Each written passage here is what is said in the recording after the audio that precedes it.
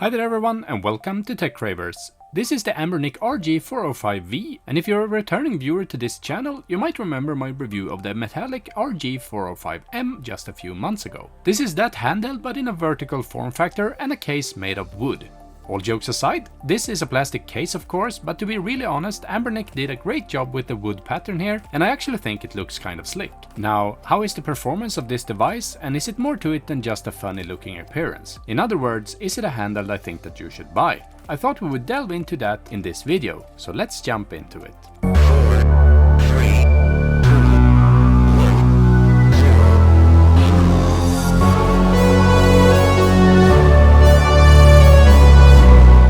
Now, first thing first, this device was not sent to me by Anbernic, but from my friends over at geekbuying.com. I will link to them in the video description, and their site is worth checking out since they often have these handhelds in stock while others might be sold out. And they ship from both EU, US and China. And with that said, I think we should check out the specs of the RG405V. And to start off, we get a Unisoc T618 octa-core CPU, and this is a common CPU in these handhelds by now. I've reviewed a few on my channel before, and there are others out there as well which I haven't had time to test yet. Paired with that CPU, we also get a Mali G52 GPU, which I've seen some decent performance of in other tests, and we also get 4GB of LPDDR4 RAM. It's a 4-inch IPS touchscreen with the resolution of 640x480 and 4:3 aspect ratio. It has 128GB of fast eMMC storage, but it also has an SD card slot for external storage capabilities. Lastly, it has a big 5500 mAh battery, which will last for about 8 hours of gaming.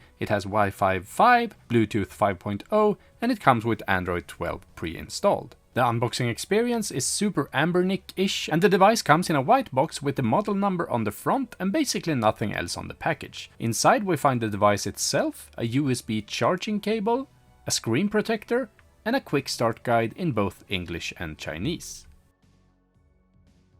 First impression is that it's actually quite a bit lighter than expected. This is probably due to the fact that I've played with considerably heavier devices in the past weeks, and I was prepared for this to be heavy as well. But don't get me wrong, it's definitely heavier than a few other devices with vertical form factor. And I really like the wood color or pattern of this device. I like to see something else than black, grey or white for once. And although I like the transparent variants, those two start to get pretty common now. So thumbs up for Anbernic's way of testing new designs. And I mentioned the RG405M earlier, and here it is next to the RG405V. These are the same handhelds in different form factors, although the RG405V has a built-in fan and active cooling along with it, which the RG405M lacks. RG353V is another vertical handheld from Anbernic, and even though I like the looks and overall performance of it, it's much more unpleasant to play with for longer periods of time. The RG405V has much bigger grips and much better ergonomics to hold on to for longer sessions. And while the RG353V makes my hands cramp after a while, there's nothing reminiscent of that with the RG405V. And Anbernic also have the RG35XX of course, and although it's a cheaper, lower end device, I wanted to show it next to the RG405V to get another understanding of the overall size differences. But now let's take a closer look at the design and button layout of this device. At the bottom we have our start and select buttons, and then we have our joysticks, which are Hall sensor joysticks, meaning that they won't ever have problems with drifting. I'm very glad to see that this is basically the new standard of these devices.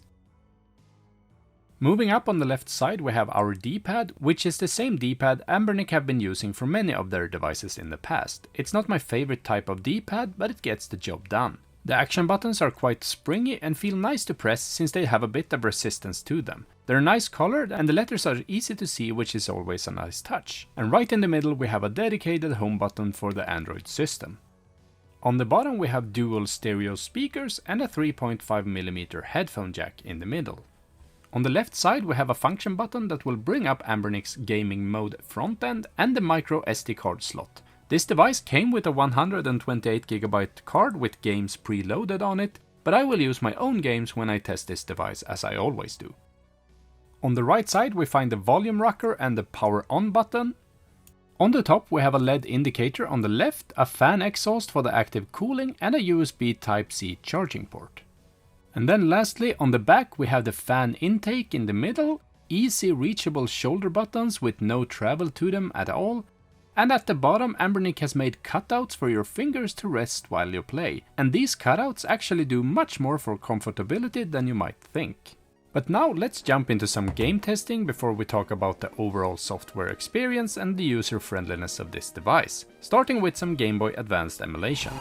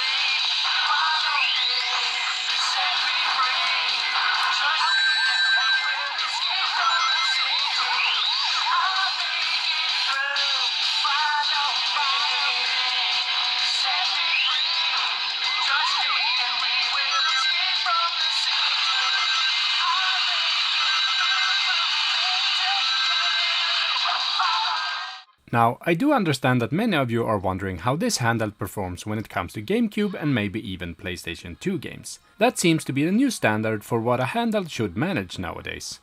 And unfortunately, I can't say that the Anbernic R405V is the device to get when it comes to those higher end systems. You can definitely get some decent results if you sit down and tweak settings for every specific game you want to play, but these tweaks will only make you reach almost full speed in these higher end systems. For me personally, tweaking is only fun if it means that you can get full speed and maybe even enhance the overall experience with better resolution or something. But that's not the case with the RG405V.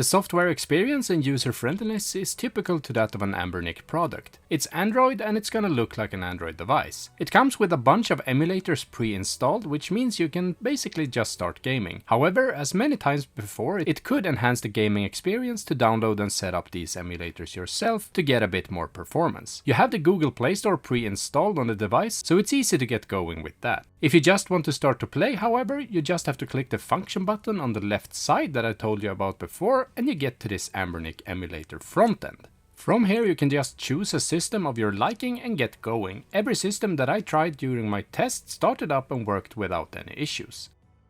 And that's been it for my review and quick showcase of the Anbernic RG405V. This is a device for anyone wanting a vertical handheld with great comfortability and that can play anything up to Dreamcast without any issues. You can play some Gamecube games and even a few PS2 games if you're good at tweaking the settings, but those systems are not for anyone who just want to pick up and play something. Thanks a lot for watching my video. If you liked it or if it helped you out, as always, feel free to give it a thumbs up and comment down below if you think that the RG405V is worth your money. Catch you in the next one. Tech Cravers out.